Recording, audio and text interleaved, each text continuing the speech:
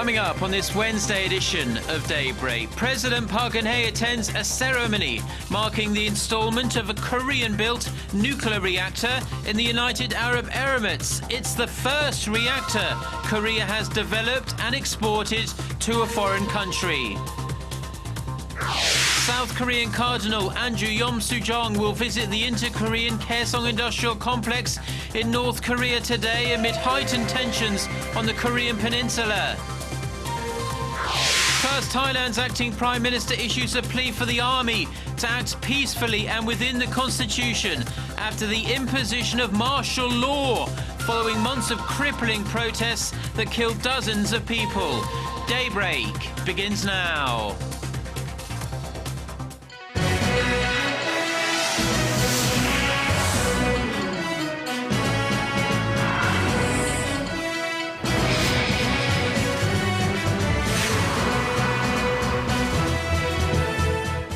Hello and thanks for joining us. To our viewers around the world, it's 6 a.m. on Wednesday, May 21st here in Seoul. I'm Mark Broom and you're tuned in to Daybreak.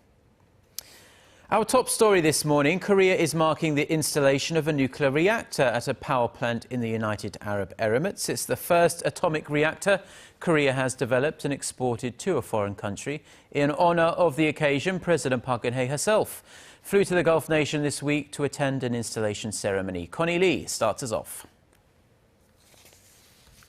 For the first time ever, a Korean nuclear reactor will be installed overseas in the United Arab Emirates. It's part of a $19 billion contract Korea won to build 4 nuclear plants in the Gulf nation by the year 2020. To mark the occasion, President Park Geun-hye and the UAE's Deputy Prime Minister Mansour bin Zayed Al Nahyan attended a ceremony at the Barakah nuclear plant site Tuesday, some 300 kilometers west of the capital, Abu Dhabi. The presidential office in Sewol says the 533-ton reactor, which recently passed the UAE nuclear reactor's safety tests, symbolizes the global recognition of Korea's nuclear reactor technology and safety. Sewol and Abu Dhabi also signed 3 memorandums of understanding, through which Korea hopes to create job opportunities for young Koreans in the Arab nation. The MOUs include the Emirates Nuclear Energy Corporation hiring some 10 Korean engineering graduates each year, and the 2 countries jointly fostering their service industries in the nuclear sector. Sitting down with Abu Dhabi's Crown Prince Mohammed bin Zayed Al Nahyan after the ceremony, President Park discussed 2-way cooperation in the areas of energy, construction, medicine, and finance. 특히 그 바라카 원전의 경우는 그 원전 건설이라는 그런 것을 뛰어넘어서 우리 두 나라 사이에 앞으로 그 100년간 그 어떤 동반자 관계를 이렇게 돈독하게 가져가는 핵심 사업으로서의 상징성도 매우 크다고 생각을 합니다. Despite the Sewol ferry disaster, officials say President Park made the short 2-day trip in consideration of future economic cooperation between the 2 nations. Before heading home, she met with members of Korea's ARC military unit, which has been deployed to the UAE since 2011 as part of Seoul-Abu Dhabi military cooperation. Connie Lee, Arirang News. President Park is expected to start the process of identifying a new prime minister and carrying out a major cabinet reshuffle upon her arrival back in Korea on this Wednesday. Pundits are looking carefully at who will be the president's candidate for prime minister, with the current PM, Jong Hong-won, offering to resign to take responsibility for the government's lax response to the Sewol ferry disaster. Speculation is rife that announcement on the prime minister could come as early as this week, as it's already been 3 weeks since Jong offered to step down. The fisheries and public administration ministries will be shaken up top to bottom, with both ministers facing the chop. And Korean lawmakers have started their own process of questioning the government's handling of the ferry disaster. The Prime Minister, Jong Hong-won, who offered to resign over the disaster, was in the hot seat on Tuesday. Ji Myung-gil has more. It's been more than a month since the Sewol ferry capsized and sunk in waters off Korea's southwestern coast, and the nation is still seeking answers about what went wrong that day and in the days leading up to it. Lawmakers opened their first plenary session on Tuesday to ask those very questions, and Prime Minister Chung Hong-won found himself on the receiving end. Ruling's Henry Party lawmaker Yoo Gi-jun questioned whether the captain and crew of the sunken Sewol ferry were qualified for their duties. 사고가 발생하자마자 The vessel's captain and the crew were the first ones to leave the capsizing ship. What do you think of this? 어떻게 생각하십니까? The captain should have taken responsibility of all passengers until the end. The Korea Coast Guard was also hasty in the initial stages of the rescue operations. They weren't able to get onto the ship as the ferry enlisted. The lawmaker said he agreed with President Park Geun-hye over dismantling the Korea Coast Guard for its failed rescue mission, but emphasized that its role in guarding Korea's Dokdo Island and clamping down on illegal Chinese fishing boats in Korean waters should continue. Lawmaker Moon Hee-sang of the main opposition New Politics Alliance for Democracy asked whether a cabinet reshuffle was imminent. We are aware of the cabinet reshuffle. We all feel the responsibility. But for now, we will focus on handling the aftermath of the ferry disaster. Lawmaker Moon added that if a control tower for safety is set up under the Prime Minister's office, an efficient communication system was necessary between the central and local governments. Lawmakers will conduct a second day of plenary questioning on Wednesday to uncover more details about the ferry accident and to determine whether to appoint a special prosecutor for an investigation. 심영길, Arirang News. And as for the latest on the prosecution's probe into the disaster, the man who authorities believe could unlock many of the mysteries of the ferry sinking continues to defy orders to come in for questioning. Our Shin Se-min has this report. The de facto owner of the sunken Sewol ferry, Yoo Byong has once again defied orders to come in for questioning over his possible involvement in the accident. An Incheon court that will decide whether to issue an arrest warrant for Yoo had asked to speak with him Tuesday, but he was a no-show, just as he was last Friday when prosecutors asked him to appear. Yoo is wanted for questioning on tax evasion and embezzlement charges. The court is expected to rule on an arrest warrant request by prosecutors Tuesday or Wednesday. If and when it's issued, prosecutors plan to force their way into the religious compound Yoo's family owns in Gyeonggi-do province. The 73-year-old is believed to be hiding inside, although prosecutors say he may also be staying at the home of one of his supporters. The Yoo family founded a religious cult known as the Salvation Sect, and about 1,000 believers have set up a human barricade around the religious compound in Gyeonggi-do to block authorities from entering. Raising the stakes of a confrontation, prosecutors and police have deployed over 4,000 special forces and police nearby. Yoo's family is also wanted for questioning, but they have also defied orders to do so. Yoo's first son, Yoo Dae-gun, was reportedly seen at Incheon International Airport on April 19th, just 3 days after the Sewol ferry accident. He had reportedly purchased a ticket to France but didn't get on a plane. Prosecutors at the time had already banned Yoo from leaving the country. His whereabouts are still unknown. Yoo Dae-gun was involved in the day-to-day operations of the company that owns Sewol ferry, and there is currently a warrant out for his arrest. Early Tuesday morning, the National Tax Service said it had started the process of freezing more than $19 million worth of Yoo Byong-un's assets for tax collection purposes, although prosecutors are also looking into ways to compensate the victims of Sewol ferry tragedy. Shin Se-min, Arirang News.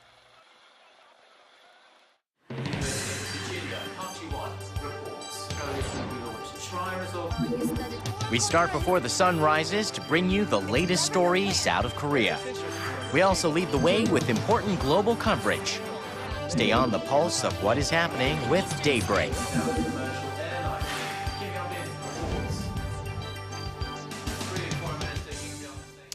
Now, in what will be a historic visit to North Korea by a Korean Roman Catholic leader, Cardinal Andrew Yom-soo-jong of Sewol is set to visit the Inter-Korean Kaesong Industrial Complex located in North Korea. The Cardinal and 6 other priests plan to tour the complex on Wednesday. The Roman Catholic leaders say they will meet with South Korean business officials and pray for peace and reconciliation between the two Koreas. It will be the first time for a South Korean cardinal to visit North Korea. There had been speculation Cardinal Andrew's visit could be a precursor for Pope Francis to also visit the communist nation when he comes to Seoul in August. But a source within the Catholic Church quashed the rumour, saying the Pope has no plans to travel to the north. The South Korean military says 3 North Korean military ships briefly crossed the sea border on Tuesday. Officials say 2 patrol boats and 1 government ship from North Korea crossed the Northern Limit Line, or the NLL, in the West Sea on Tuesday afternoon. This prompted the South Korean military to fire about 10 warning shots before the North Korean ships retreated. South Korean officials are currently investigating the reason and motive for the latest crossing. Pyongyang does not recognize the maritime border, and North Korean boats have repeatedly crossed the line in the past. Now, from July, Korean consumers will be able to use their online identification PIN number in the offline world. The Ministry of Security and Public Administration says it will introduce a new way of confirming a person's identity using the so-called IPIN numbers instead of resident registration numbers, which are the equivalent, really, of social security numbers in the US. IPIN numbers are more secure, as users can change both their code and password when they suspect their IPIN has been stolen. And the system uses an encrypted data transfer channel to minimize the possibility of data leakage. The government's move comes on the heels of a revised bill regarding personal data protection that prohibits the collection and exploitation of resident registration numbers from August. The Korean government came under intense fire early this year for the country's biggest ever personal data leak.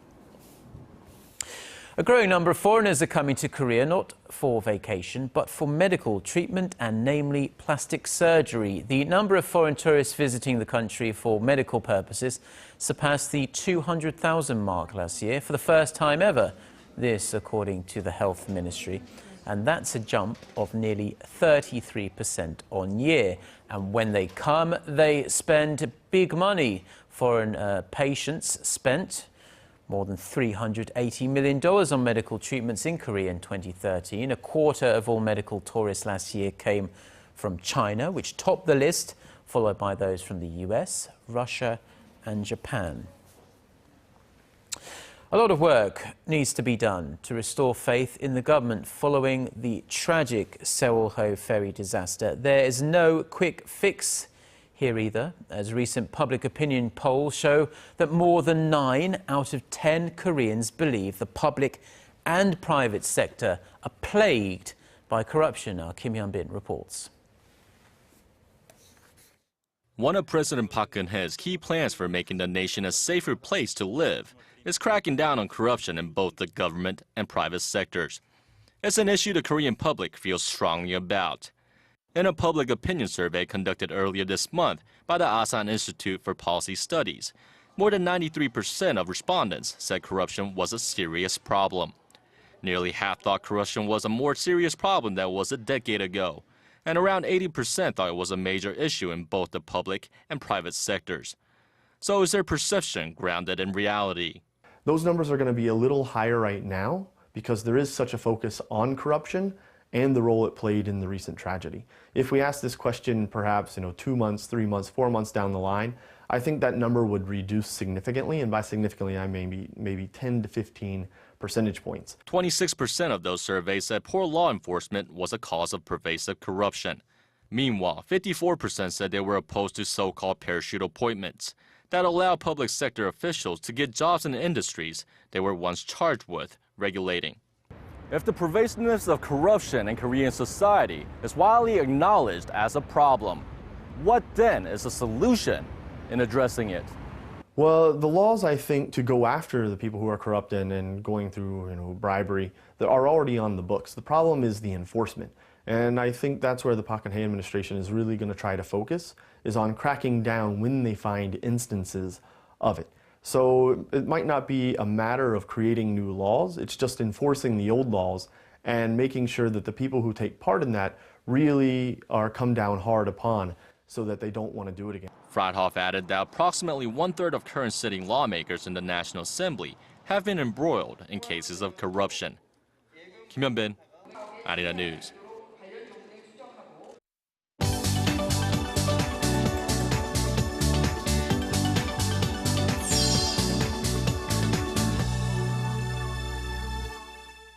Time now for a look through the international headlines we're following at this hour. And for that, we turn, as always, to our Eunice Kim standing by at the News Centre. Very good morning to you, Eunice. Good morning, Mark. This just into our newsroom this morning. A pair of bomb explosions rocked a busy market and a bus terminal in central Nigeria. At least 46 people were killed and scores other injured. No group has taken responsibility for the attack so far, but Islamist militant group Boko Haram had carried out a series of bombings in that area. The city of Jos also has been the site of deadly clashes between Christians and Muslim groups in recent years. Moving on to Thailand, its interim government has proposed a general election on August 3rd after the country's election commission last week said disruptions to the preparatory meetings made it impossible to hold a July poll. The caretaker prime minister said he will meet with the electoral body today to finalize the date as early as next week.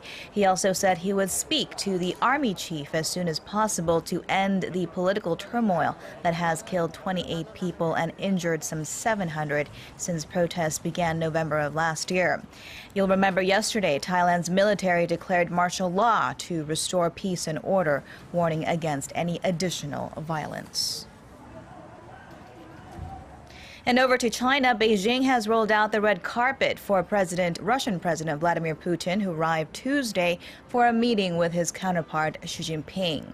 And over the following 2 days, both leaders are expected to sign some 30 agreements to further develop bilateral ties, from trade to security issues. Expectations have been high that both parties will finalize a natural gas supply contract that is estimated to be worth some $400 billion. The summit comes as both countries face mounting international criticism, Moscow for its part in the annexation of Crimea and the deepening crisis in Ukraine, and Beijing over its territorial disputes in the South China Sea. Following the summit, the two leaders will attend an Asian security conference in Shanghai that will draw representatives from nearly 40 countries, including UN Secretary General Ban Ki-moon. And staying with China, it has warned the United States of jeopardizing military relations by naming and charging 5 Chinese officers with hacking and cyber spying. Beijing's foreign ministry demanded Washington withdraw the indictment, returning the jabs by accusing the U.S. of hypocrisy and double standards. The foreign ministry also summoned U.S. Ambassador to China Max Baucus to lodge a formal complaint as Beijing suspended a joint cybersecurity task force with Washington.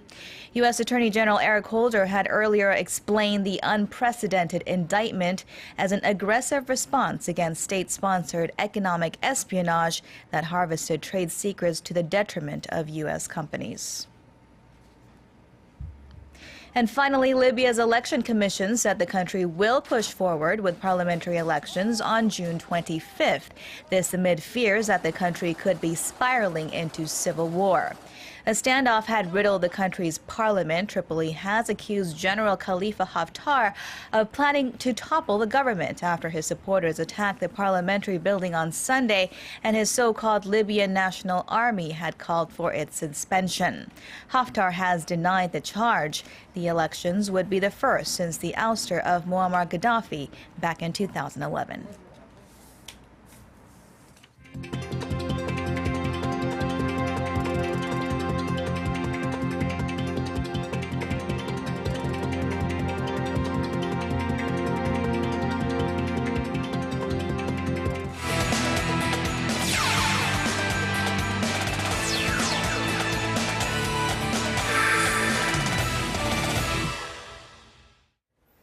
And good morning to you all as we kick things off with the South Korean national football team, with the KFA inviting the former head coaches of the national team for a luncheon and held a press conference regarding the current World Cup team. The event taking place at the National Training Center in Paju, 6 of the former head coaches of the South Korean national football team got together to offer their words of encouragement. They stated that although the team is the youngest in history at just under 26 years old on average, they have the most experience and should be able to help them in Brazil. They added that their midfield, which consists of players like Ki Sung-young and Lee Chung-young, is the strongest point and hope that they will play with full confidence. And staying with football, but over to the upcoming Asian Dream Cup 2014, which is hosted annually by Park Ji-sung and his JS Foundation. With the Asian Dream Cup 2014 in Indonesia taking place from June 1st to the 2nd in Jakarta, Indonesia, the JS Foundation revealed their star-studded roster for the event. And the roster includes former Italian defender Gianluca Zambrotta, who played for teams like Barcelona, Juventus, and AC Milan. The roster also includes Chung Dae-se, aka the North Korean Wayne Rooney, who currently plays for the Suwon Samsung Blue Wings in the K-League Classic. And shifting over to the Korean Basketball League, where a new commissioner will be chosen on Thursday. And going after the job as the newest commissioner of the KBL will be 64-year-old Kim In-gyu, who is the former president of Korea Broadcast Station, as he has always expressed his desire to serve as the commissioner of the league. Meanwhile, going up against him will be the former KBL commissioner, 78-year-old Kim Young-gi, who previously held the position from November of 2002 to April of 2004. And now over to some Tuesday night's KBO action. The Nexen Heroes beat the Hanwha Eagles 3-1, with the Kia Tigers beating the LG Twins in a high-scoring game 10-7. And the NC Dinos dominated the struggling SK Wyverns 8-2. Meanwhile, let's take a look at the Samsung Lions and the Lotte Giants. Of course, going into the game here, we go over to the third inning. Kim Sang-soo grounds out to third, scoring is Lee Ji-young, and it's 1-0 Samsung. 15, two-man on, Park Sung-min drills this ball to deep left field, and there it goes. Gone, a three-run shot, and it's 4-0 Samsung. Not done yet, sixth inning this time. Bases loaded, Park Geun-hye singles to right. Two more score, and it's now 6-0. Meanwhile, eighth inning, Lotte Giants with the bases loaded, no out. Luis Jimenez strikes out, 1 out. Choi Jun-suk up next, and he's going to pop out to second base. Infield fly rule in effect, and it's 2 outs. Next batter, Hwang Jae-gyun flies out to center field as they failed to score with their chance. These Samsung Lions never look back as they take this game 7-2, your final score. And finishing things off, Mercedes Racing's Lewis Hamilton, who has been red hot over in the 2014 Formula One season, has been named as the most marketable athlete, according to the annual Sports Pro magazine survey. According to the list, the F1 driver goes from being ranked 7th in the 2013 list to surpassing some of the biggest names in sports like Cristiano Ronaldo, Neymar, and Usain Bolt. According to the magazine, the survey is based on age, home market, charisma, and quote-unquote willingness to be marketed and crossover appeal. And that's going to wrap it up for me. This has been SJ. Have a great rest of the day, and see you guys again for your sports needs.